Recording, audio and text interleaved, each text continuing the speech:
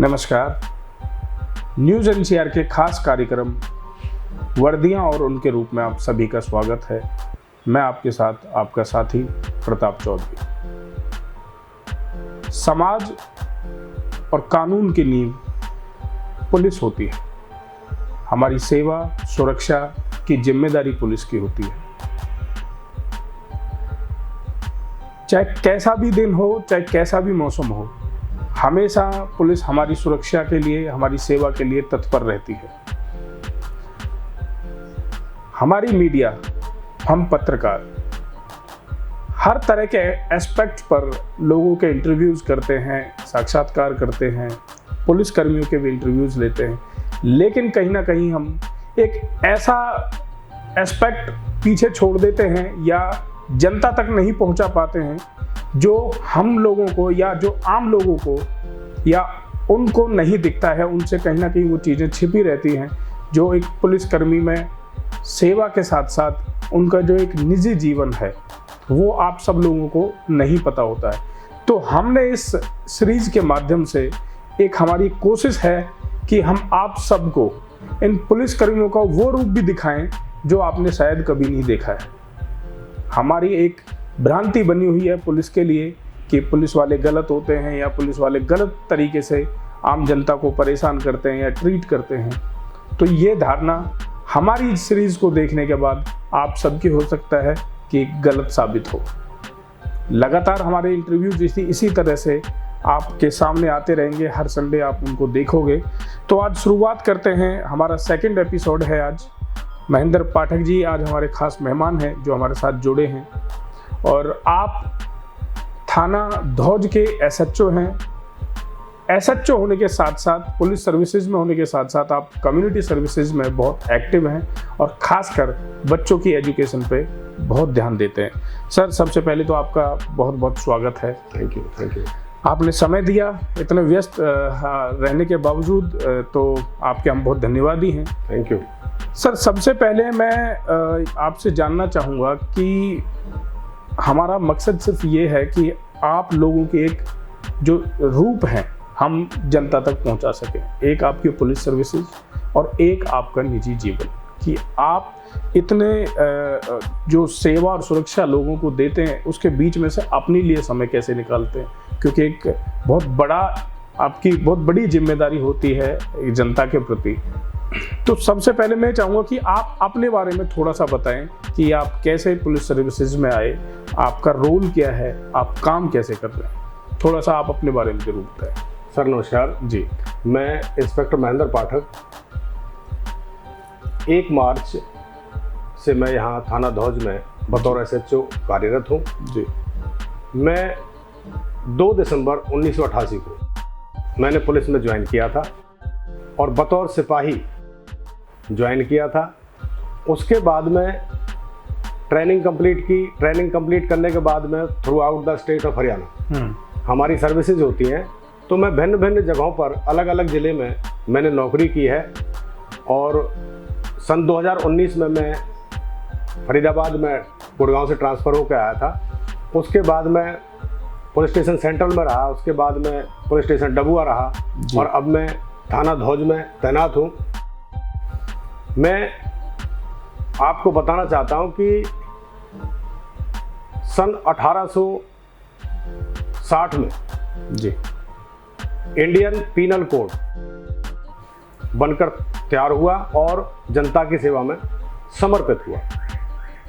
Penal code penalty से related code है, जिसमें अगर कोई व्यक्ति जो संवैधानिक किसी के अधिकार को, किसी के राइट को वायलेट करता है, तो उस सूरत में वायलेशन के मुताबिक अलग अलग प्रकार से सजा का प्रावधान उसमें रखा गया है। हालांकि मैं इसको सजा नहीं कहूँगा, ये मात्र व्यक्ति का अपने जो उसने गलत कार्य किया है उसको प्रायश्चित करने की एक अवधि निश्चित की जाती है कि वो उतनी अवधि तक बैठ करके प्रायश्चित करेगा उसने यह गलत कार्य किया। जब 1861 में पुलिस फोर्स खड़ी की। पुलिस फोर्स खड़ी होने के बाद में पुलिस एक्ट तैयार किया गया। पुलिस को भी उसकी ड्यूटीज रेस्पॉन्सिबिलिटीज पुलिस एक्ट के माध्यम से बताई गई।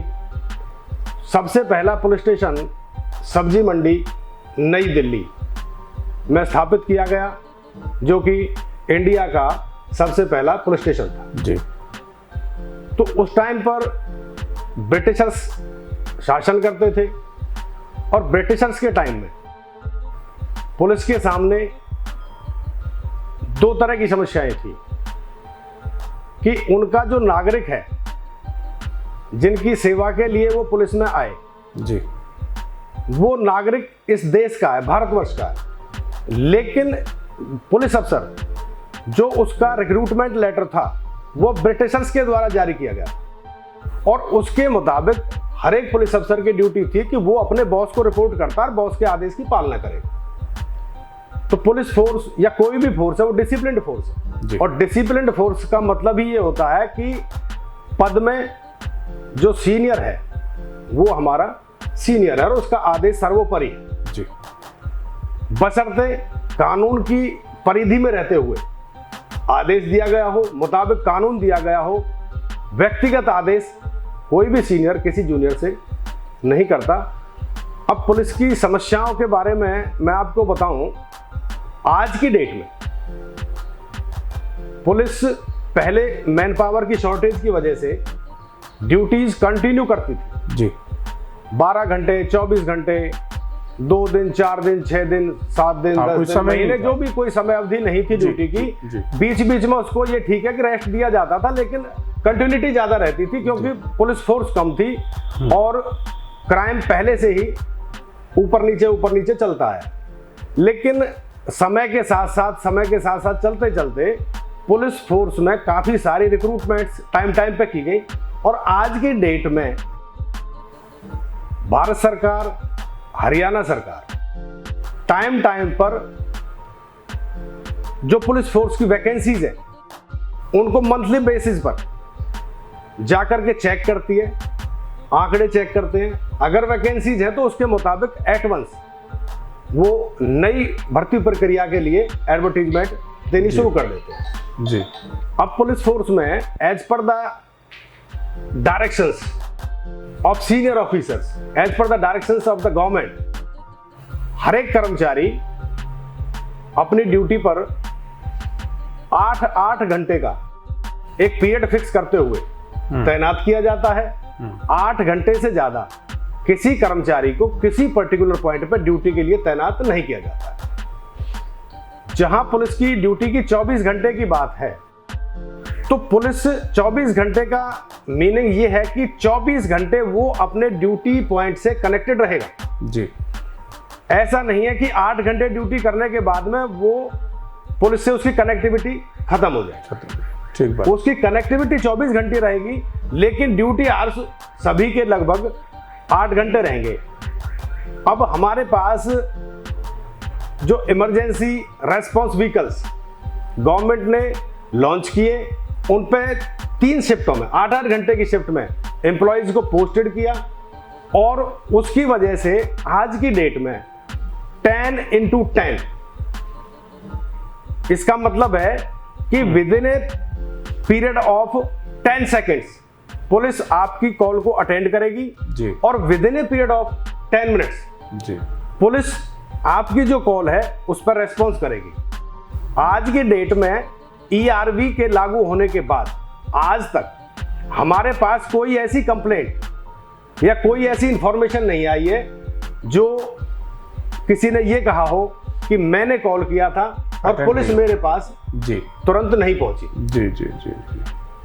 अब पुलिस के इंफॉर्मेशन आते के साथ ही तुरंत पहुंचने से जो पीड़ित है, जो कॉलर है, उसका सेल्फ कॉन्फिडेंस बढ़ता है और टाइम पे पुलिस के पहुंचने से अपराध पर जल्दी से कंट्रोल किया जाता है और ज्यादा अपराध ना हो जी, उसको नियंत्रित किया जाता है जी।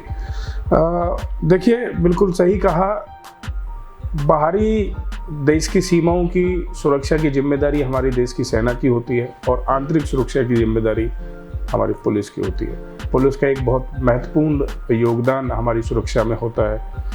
महेंद्र जी, इतनी बड़ी रिस्पॉन्सिबिलिटीज़ होती हैं आप लोगों पर, अपराधियों को भी पकड़ना है, आम जनता की रक्षा भी करनी है और बहुत सारी कंप्लेंट्स जो दिन ब दिन आपके पुलिस स्टेशन में आती हैं वो सब चीज़ भी हैंडल करनी होती है। तो जो हमने देखा या जो हमने सुना आपके बारे में कि आप कम्युनिटी सर्विसेज में भी हैं, तो मैं चाहूँगा कि थोड़ा सा आप दर्शकों को बताएं कि आप इस रोल के साथ साथ एक अपनी नैतिक जिम्मेदारी भी निभाते हैं जो कि हमारे समाज के लिए या जो हमारे समाज की यानी कि जो देश के विकास की रीढ़ की हड्डी है, जो कि अगली पीढ़ी है, उसको एक एजुकेट करने का काम भी आप करते हैं। थोड़ा सा मैं चाहूँगा कि वो भी आप दर्शकों को बताइए कि कैसे वो मैनेज करते हैं आप। सर, इस संबंध में जी मैं आपका ध्यान आकर्षित करना चाहता हूं कि जब ब्रिटिशर्स ने इंडिया का चार्ज लिया था जी, उस टाइम पे इंडिया का लिटरेसी रेट 16.40 था। उसके बाद में जब ब्रिटिशर्स ने हमारा इंडिया का चार्ज छोड़ा इन द ईयर ऑफ 1947, तो वो इंडिया का जो लिटरेसी रेट था उसको इतना डाउन किया उन्होंने उसको 12% पे लाके छोड़ दिया। अच्छा, जब देश आजाद हुआ तो इंडिया का literacy rate as per statistics available on record जी 12% लिटरेसी रेट बचा। अब लिटरेसी रेट जब 12% बचा तो गवर्नमेंट ऑफ इंडिया ने समय समय पर एफर्ट्स करके नए स्कूल्स खोले, उनमें टीचर्स को अपॉइंट किया, टीचर्स को, स्टूडेंट्स को स्टेशनरी प्रोवाइड की, उनको टीचर्स को अच्छी सैलरीज दी और उस एफर्ट से लगातार चलते हम इन द ईयर ऑफ 2021 जी हमारा इंडिया का लिटरेसी रेट 77% पर पहुंचा, जिसमें 84% मेल्स एंड 70% फीमेल, तो एवरेज में 77% जी। लेकिन मैं आज की डेट में भी इस लिटरेसी रेट को परसेंटेज में तो अच्छा है, लेकिन मैं इसको ठीक तरीके से नहीं देख पाता, क्योंकि जब हमारे pass out of 123 candidates illiterates हैं, तो हम इस तरीके से भी इसको देखते हैं कि 23 इलिटरेट्स अगर आज के डेट में हमारे पास हैं तो ये इलिटरेसी रेट आज के डेट में भी बहुत ज्यादा है।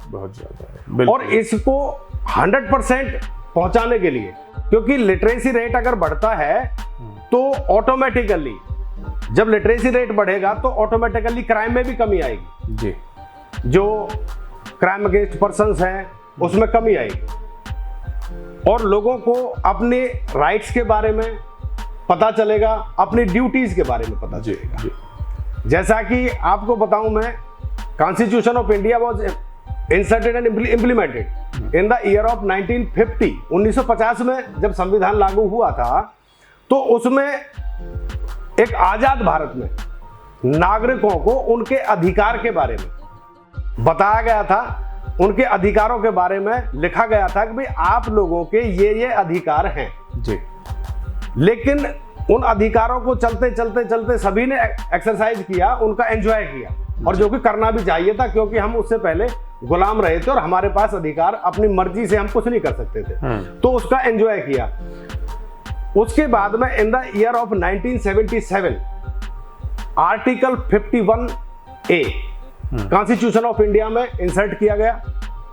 उसमें हर एक नागरिक की जिम्मेवारी सर्वोपरि स्थापित भारत के तिरंगे झंडे से लेकर के जी, जो व्यक्ति जहां पर बैठा उस व्यक्ति तक सभी को ड्यूटीज में बांधा गया कि भाई आपकी जो अधिकार हैं उनके साथ साथ हर अधिकार के साथ एक ड्यूटी, कर्तव्य भी आपके साथ कपल कर दिया गया। जी जी जी।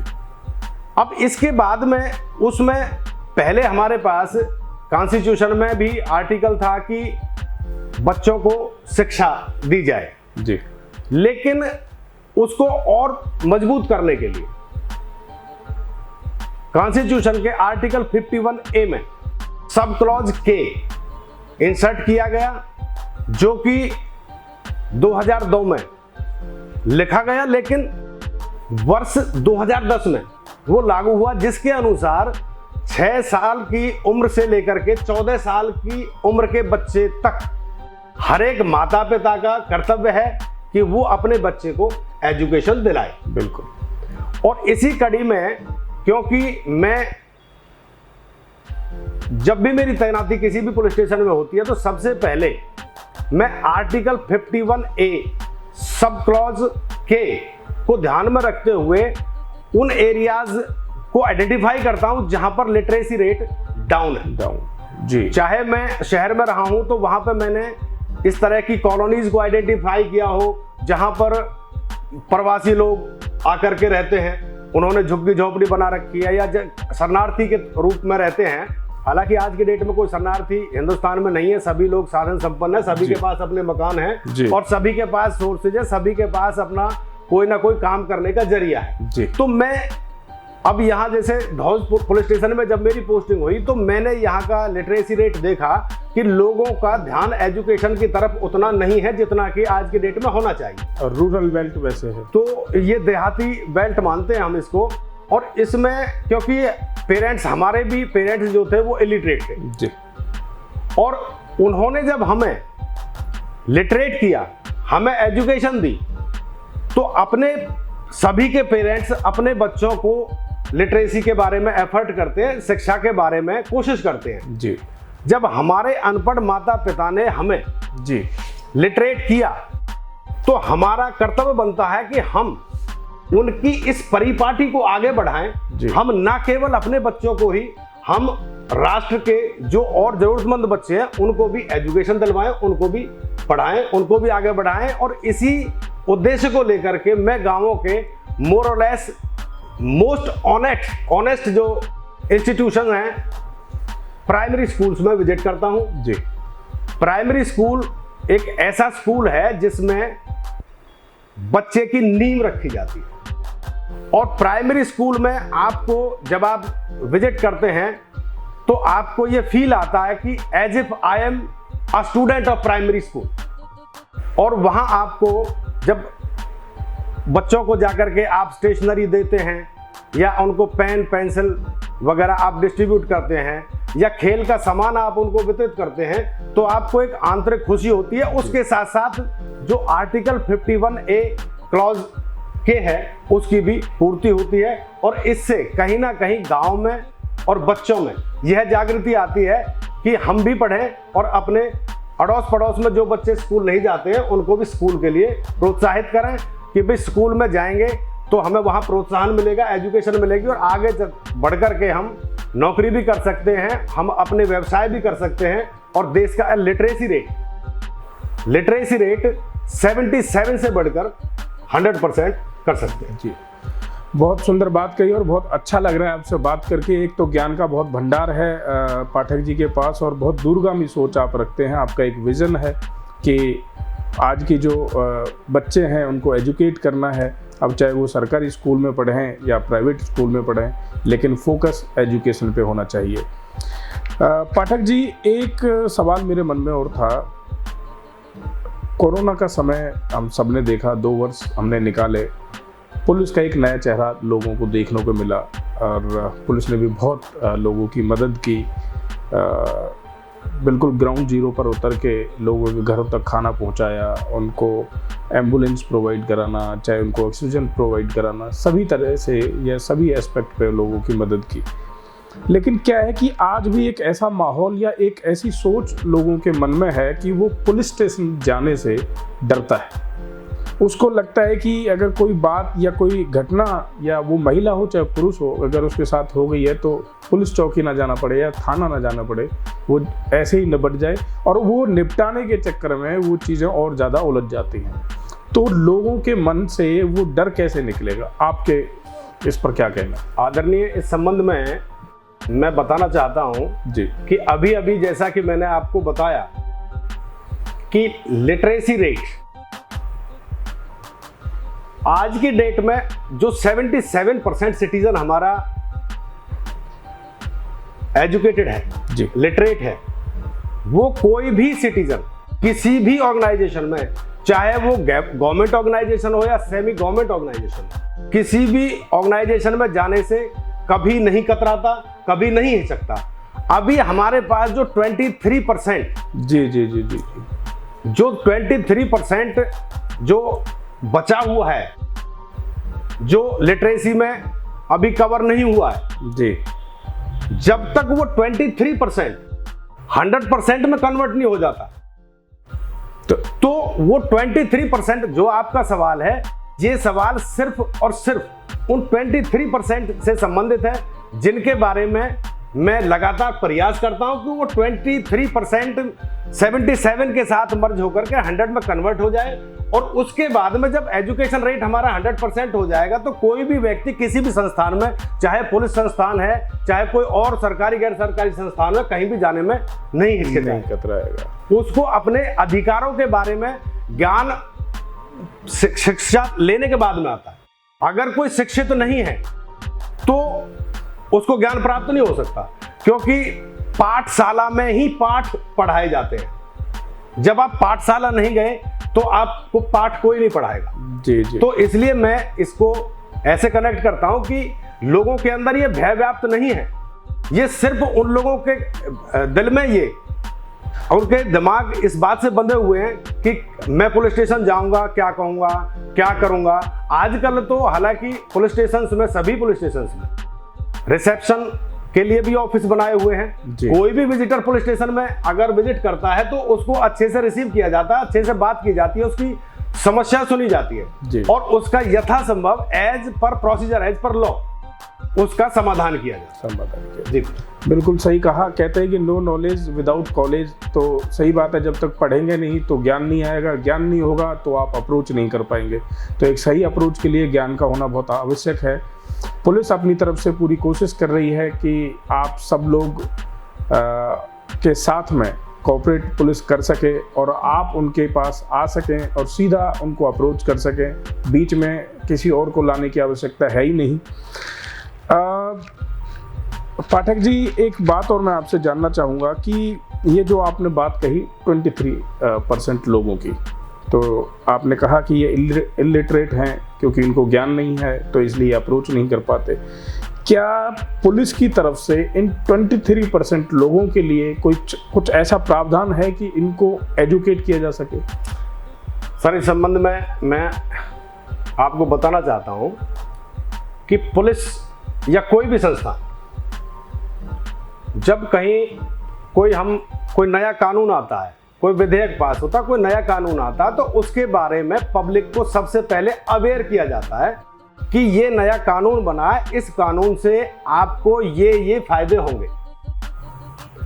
तो हमने भी हर एक पुलिस स्टेशन को अलग अलग पार्ट में क्लोजली मॉनिटर करने के लिए, एरिया को क्लोजली मॉनिटर करने के लिए हमने बीट सिस्टम लागू किया हुआ है जी। और उस बीट सिस्टम में प्रॉपरली हम मैन पावर पोस्टेड करते हैं और पुलिस स्टेशन से उनकी भी अगर किसी बीट में आपके हेड ऑफिस से पोस्टिंग नहीं होती है तो हम पुलिस स्टेशन वाइज उस बीट सिस्टम को लागू करते हैं। और बीट सिस्टम के जो हमारे अधिकारी कर्मचारी जो बीट में तैनात किए जाते हैं, वो अधिकारी कर्मचारी अपराधों पर तो नियंत्रण करते हैं, क्योंकि as per section 149 of CRPC 1973 we are duty bound to control over crime and criminals.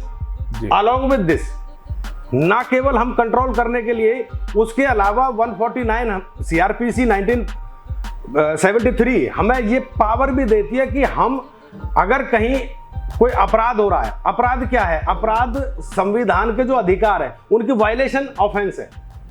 अगर किसी भी तरीके से कोई वायलेशन होती है, अगर आर्टिकल 51A क्लॉज K की भी वायलेशन होती है, तो हमारा नैतिक कर्तव्य बनता है कि हम नागरिकों को इसके प्रति जागरूक करें कि भाई सभी अपने बच्चों को पढ़ने के लिए स्कूल में एडमिशन कराएं।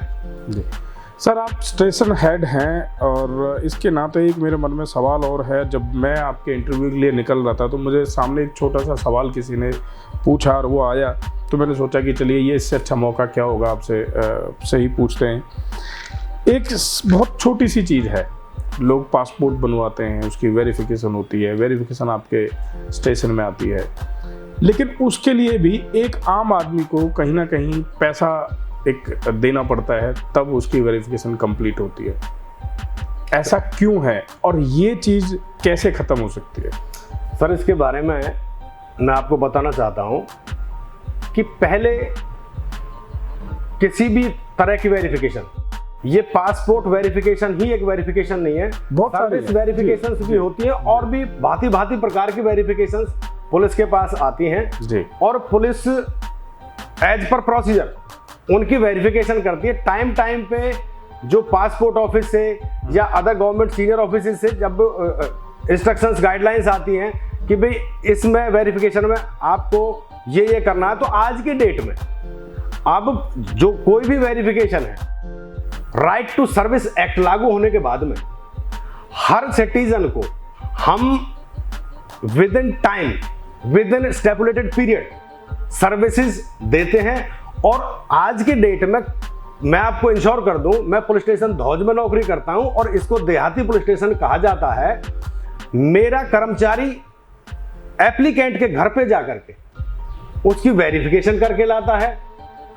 और ये जो आपने बताया कि भाई पुलिस कोई भी काम ऐसे नहीं करती, कोई भी काम वैसे नहीं करती, आपका जो इशारा है वो है कि करप्शन की तरफ। मैं इस संबंध में आपको बता दूं कि कोई भी पुलिस कर्मचारी आज की डेट में जब भर्ती होता है तो सबसे पहले उसको जितने भी भर्ती के पैमाने हैं, मापदंड हैं, उनको क्रॉस करने के बाद में पुलिस फोर्स में वो ज्वाइन करता है।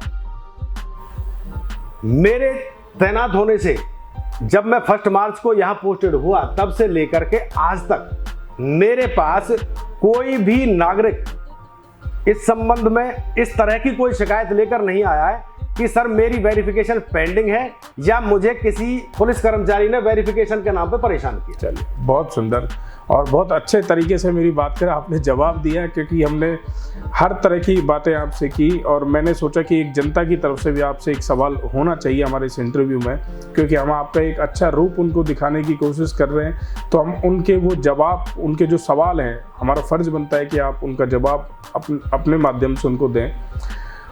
एक सवाल मेरा अंतिम आपसे ये है कि आप योग भी करते हैं, जो कि ये एस्पेक्ट मैं आप सभी दर्शकों को बता दूं कि आपसे छुपा हुआ है कि सर योग भी बहुत सालों से करते हैं और प्रतिदिन इनका ये एक दिनचर्या है। तो थोड़ा सा वो भी आप बताएं कि किस तरह से रहता है आपका। सर, इस संबंध में मैं ये कहना चाहूँगा कि हर एक व्यक्ति पूरी लाइफ प्लास्टिक तथा ग्लास बॉल, शीशे की बॉल जी के साथ खेलता है। जिनमें प्लास्टिक बॉल्स, मैं उन बॉल्स को कहता हूं जो बॉल्स आपके पास वापस भी आ सकती है। अगर आप कहीं पर बिजनेस में आपका लॉस हुआ, कुछ समय बाद वो आपके प्रयास से वापस आ सकता है। अगर कोई नौकरी का लॉस हुआ, कुछ समय के बाद वो वापस आ सकता है जी। अगर किसी का कोई फ्रेंड का लॉस हुआ, दोस्त का लॉस हुआ, तो नेक्स्ट टाइम आपको उससे बेटर फ्रेंड मिल सकता है। ठीक बात। लेकिन जो हेल्थ एंड फैमिली, ये लाइफ में 2 बॉल्स, एक हेल्थ बॉल, दूसरी फैमिली बॉल। अगर हेल्थ बॉल आपसे एक बार छूटती है तो वो नीचे गिरने के बाद टूट जाती है, आप उसको गेन दोबारा नहीं कर सकते। उसी तरीके से फैमिली भी एक ग्लास बॉल की तरह, शीशे की बॉल की तरह है। अगर वो एक बार बिखर जाती है तो उसको समेटना बहुत मुश्किल है। इसलिए हमें हमेशा जो ग्लास बॉल्स हैं, जिसमें हमारी सबसे पहला इश्यू हेल्थ का इश्यू है, दूसरा इश्यू फैमिली का इश्यू है, ये दोनों शीशे की बॉल की तरह होते हैं। इनको हमेशा ही आदमी को साध के और संभाल के चलना चाहिए। तो योग, मेडिटेशन, अर्ली व्यक्ति के अंदर आत्मविश्वास बढ़ता है। नंबर 1 बात बता रहा हूं। दूसरा, कभी भी जो व्यक्ति सुबह लेट सो करके उठेगा, वो व्यक्ति ही रोड के ऊपर आपको फास्ट व्हीकल ड्राइव करता मिलेगा, उसी व्यक्ति का आपको एक्सीडेंट ज्यादा होता मिलेगा। जो अर्ली जगता है वो सारे काम बड़ी पेशेंस के साथ अर्ली मॉर्निंग में कंप्लीट कर लेता है और उसका अगर कार्यालय पहुंचने का समय 10 बजे का है और उसका घर से और कार्यालय का टाइम आधे घंटे का है, तो स्वाभाविक सी बात, अगर वो जल्दी जगा तो वो आधे घंटे की बजाय 40 मिनट पहले या वो 45 मिनट पहले या 50 मिनट पहले अपने घर से आराम से निकल सकता है और बड़ी पेशेंस के साथ अपने ऑफिस में पहुंच भी सकता है। तो मेडिटेशन और योगा, मेडिटेशन का मतलब है अपने अंदर झांकना, मेडिटेट करना, अपने अंदर झांकना। अंदर झांकने का मतलब अपनी जो अंदर की कमियां हैं उनमें सुधार करना, खुद को समझना। ये मेडिटेशन है। योग, मेडिटेशन योग से जो आपकी बॉडी के अंदर जो कमियां आती हैं, जो पूरे दिन आप पॉल्यूशन में घूमते हैं या और भी कई तरह की प्रॉब्लम्स होती हैं, उनको फेस करते हैं, और उसके बाद में अगर आप मॉर्निंग में, रात भर सोने के बाद अगर आप मॉर्निंग में अर्ली मॉर्निंग जगते हैं, घूमते हैं, तो आपको फ्रेश एयर मिलती है, ओजोन गैस मिलती है। उसके साथ साथ आपके जो बॉडी के रोम छिद्र हैं वो पसीने के माध्यम से वो खुल जाते हैं और ताज़ा जो हवा है वो आपको मिलती है, और आप हमेशा ही आपका ब्रेन की जो एक्टिवनेस है वो भी इसी पे डिपेंड करती है। अगर आप अर्ली मॉर्निंग जगते हैं, पेशेंस के साथ सारे काम करते हैं, योगा मेडिटेशन करते हैं, टाइम पे अपने ऑफिस के लिए निकलते हैं, टाइम पे ऑफिस पहुंचते हैं और टाइम पे लोगों को सर्विस प्रोवाइड करते हैं। हमारे देश में एक सबसे बड़ा जो आज के डेट में लोग नाम लेते हैं, स्ट्रेस, बहुत स्ट्रेस में रहता है। स्ट्रेस क्या है? स्ट्रेस मैनेजमेंट है क्या? कैसे हम स्ट्रेस को मैनेज कर सकते हैं? स्ट्रेस सिर्फ बातों को बैठ करके विचार करते रहना, उस पर एक्ट नहीं करना, ये स्ट्रेस है। अब हम अगर किसी काम को हम करते हैं, करते जाते हैं, पब्लिक आती है, उसकी सेवा करते हैं, उसका टाइम पे जो भी कोई काम होता है उसको हम कंप्लीट करते हैं, तो हमें एक सेल्फ सेटिस्फेक्शन होती है। तो ऑटोमेटिकली सेल्फ सेटिस्फेक्शन जो है उससे भी स्ट्रेस आपका रिलीज होता है। और स्ट्रेस, आप रोड पे चलते हो, रोड के ऊपर एक पत्थर पड़ा है, आपको कोई नहीं देख रहा। आजकल सोशल मीडिया का टाइम है, लोग बाग सिर्फ फोटो के चक्कर में कहीं ना कहीं जो छोटी मोटी गतिविधियां करते हैं वो करते हैं। अदरवाइज रोड के ऊपर अगर कोई पत्थर पड़ा, और ये मान करके चलिए कि इस पत्थर पे कोई बाइकर आएगा और उसकी बाइक इस पर चढ़ेगी और वो गिरेगा और उसके पास हेलमेट नहीं है, उसका सिर फूटेगा और वो मरेगा। आप उस पत्थर को इस मनसा से ये सोच करके कि भाई उसकी मुझे जिंदगी बचानी है, उस पत्थर को उठा करके अगर साइड में फेंक देते हैं, आपका कोई फोटो नहीं खींच रहा, आपसे कोई बात नहीं कर रहा, आपको कोई देख नहीं रहा है, तो आपको इसमें सेल्फ सेटिस्फेक्शन मिलेगी। और सेल्फ सेटिस्फेक्शन जो है, ये आप जब कहीं एजुकेशन की तरफ चलते हैं तो उसमें सबसे पहले आता है आपका अनएजुकेटेड, उसके बाद आपका दूसरा आ जाता है लेस एजुकेटेड, मतलब जिसने प्राइमरी भी पास नहीं की, उसके बाद आ जाता है आपका इल एजुकेटेड। मैं उन व्यक्तियों को मानता हूं जो स्कूल कॉलेज टाइम में जिन्होंने चीटिंग के साथ एजुकेशन ली, और एक जो चीटर स्टूडेंट है उससे आप ऑनेस्ट सिटीजन की उम्मीद नहीं कर सकते। उसके बाद में आ जाता है एजुकेटेड, जिसने मीडियम मध्यम दर्जे की जिसने शिक्षा ग्रहण की है। फिर आता है वेल एजुकेटेड, जिसने उच्च शिक्षा ग्रहण की है। और इस सबसे ऊपर आता है स्पिरिचुअली एजुकेटेड, जिसने एजुकेशन तो ली ही ली है, उसके साथ साथ जो व्यक्ति सभी सजीव प्राणियों का, वनस्पति का, वायुमंडल का, सभी का ध्यान रखता है, वो स्पिरिचुअली एजुकेटेड पर्सन होता है। तो हमें जो हमारी अंदर आत्मा जिसे हम बोलते हैं, आत्मा को मैं मानता हूं कि ये परमात्मा द्वारा मनुष्य की या किसी भी सजीव प्राणी की बॉडी में लगाई गई एक चिप है, जो चिप डायरेक्टली अपने हेडक्वार्टर मीन्स परमात्मा को रिपोर्ट करती है, और इससे आपकी आत्मा को संतुष्टि मिलेगी। और परमात्मा के पास अगर आप देवी देवताओं को, भगवान को, या किसी भी रूप में आप चाहे किसी भी धर्म के मुताबिक, किसी मत के मुताबिक मानते हैं, तो अवश्य वो चीज वहां पर रिपोर्ट होगी कि भाई आपने जो ये जिस बॉडी में मुझे डाला है, उसने ये एक नेचर के लिए, ये किसी व्यक्ति के लिए ये अच्छा काम किया। बिल्कुल सही बात कही आपने। तो बस मकसद हमारा सिर्फ ये था कि हम उन पुलिस ऑफिसर्स में ऐसे लोगों को आप तक दिखाएं, आपको दिखाएं कि ये क्या हैं जिनके बारे में आप गलत भ्रांतियाँ लेके बैठे हुए हैं।